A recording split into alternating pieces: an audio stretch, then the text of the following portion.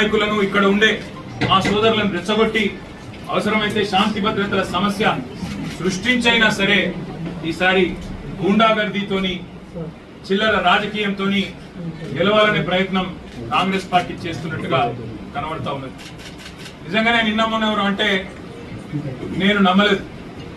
హైదరాబాద్ లో పిచ్చి కుక్కలు విరిగిపోయినాయి, కానీ ముఖ్యంగా మల్కాజ్గిరిలో పిచ్చి కుక్కలు బాగా విరిగినట్టున్నాయి. లేకపోతే ఎవడన్నా మెడ మీద తలకాయనోడు గంట సేపు వచ్చి మల్కాజ్గిరి చివరస్తాల గుండగాలను తీసుకొచ్చి గంట సేపు ఇక్కడ ట్రాఫిక్ జామ్ చేస్తూ నేను ఇక్కడికి వచ్చినా నువ్వు రా అని చెప్పి బస్తీ మీద సవాల్ అని చెప్పి చిల్లర రాజకీయం చేస్తుంటే ఏం చేస్తున్నది పోలీస్ యంత్రాంగం అని నేను అడుగుతున్నాను. మా ఎమ్మెల్యేలను అరెస్ట్ చేసుడు కాదు, మా నాయకులను హౌస్ అరెస్ట్ చేసుడు కాదు, ఏం చేస్తున్నారు మీరు ఈ గుండాగాళ్లకు నియంత్రించడానికి నేను అడుగుతా ఉన్నా. ఇలా ఒకటే మాట నేను అనేది, అసలు ఏమి అధికారం ఉన్నది కాంగ్రెస్ పార్టీ నాయకులకు మల్కాజ్గిరిలో? ఇవాళ ఇక్కడ ఎమ్మెల్యే గారు బీఆర్ఎస్ పార్టీ నుంచి ఉన్నారు, గౌరవ కార్పొరేటర్లు ఉన్నారు, మా సునీత రాము యాదవ్ కానీ, సబితా అనిల్ కిషోర్ కానీ, మా సోదరి విజయశాంతి శ్రీనివాస్ రెడ్డి కానీ, మా వాళ్ళందరూ ఉన్నారు. వాళ్ళందరూ ఏ ప్రోగ్రాంకి పోయినారు? దేవుడికి గుళ్ళకు చెక్కులు ఇచ్చే కార్యక్రమానికి పోతే అది కూడా కావాల్సుకొని మీ అడ్డాల పెట్టుకొని ఆడ వీరికి పందలైన మీ అనుచరులను పెట్టి గుండగాలను పెట్టి మా వాళ్ళ మీద దాడి చేయించి ఏం చేయదలుచుకున్నారని నేను అడుగుతా ఉన్న కాంగ్రెస్ పార్టీ నాయకులను, చిల్లర గుండగాలను. ఒకటి గుర్తుపెట్టుకోండి, అధికారం ఎవడి అబ్బసొత్తు కాదు, అధికారం ఎవడికి శాశ్వతం కాదు. మళ్ళా మా టైం వస్తుంది. ఇవాళ కట్టు బానిసల్లాగా పనిచేస్తున్న అధికారులు ఎవరైతున్నారో నేను వాళ్ళకి చెప్తున్నా, ఇలా రాసి పెట్టుకోండి. రేపు మళ్ళా మా ప్రభుత్వం వచ్చినాక మిమ్మల్ని ఒక్కొక్కరిని ఏం చేయాలో రాసి పెట్టుకుంటున్నాం, చేసి చూపెడతామని చెప్పి కూడా నేను విజ్ఞప్తి చేస్తా ఉన్నాను. మీరు కట్టు బానిసల్లాగా పనిచేసి ఇలా మా రాము యాదవ్ మీద ఒకటి కాదు, రెండు కాదు, 7 ఎఫ్ఐఆర్లు చేసింది. జగదీష్ గౌడ్ మీద చేసింది, చిన్న యాదవ్ మీద చేసింది, మా సబితమ్మ మీద, మా కార్పొరేటర్ గారి మీద దాడి చేసి ఇలా వారిని కూడా గాయపరిచింది.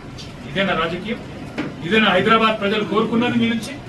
మీకు దమ్ముంటే చేతనైతే మాకంటే ఎక్కువ అభివృద్ధి చేయండి, హైదరాబాద్ లో చేసి చూపెట్టి ప్రజల మనసు గెలవండి.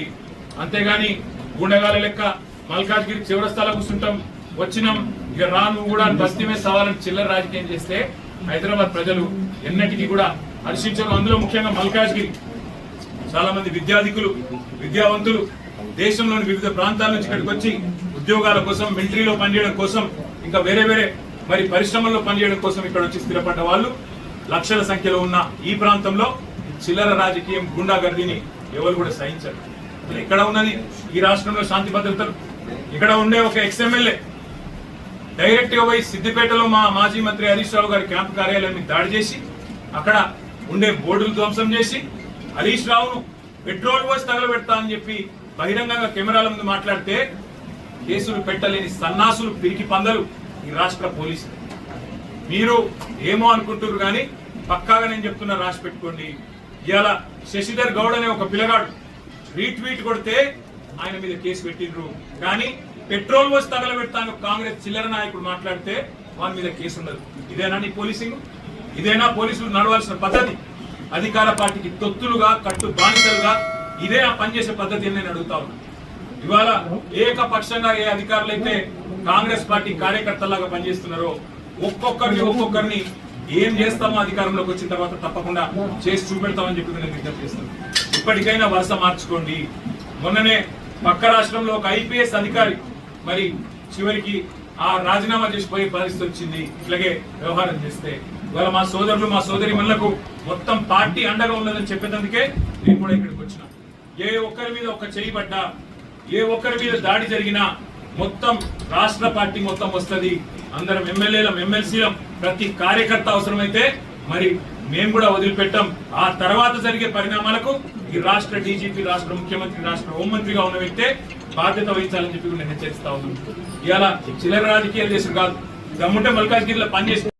Please like, share and subscribe.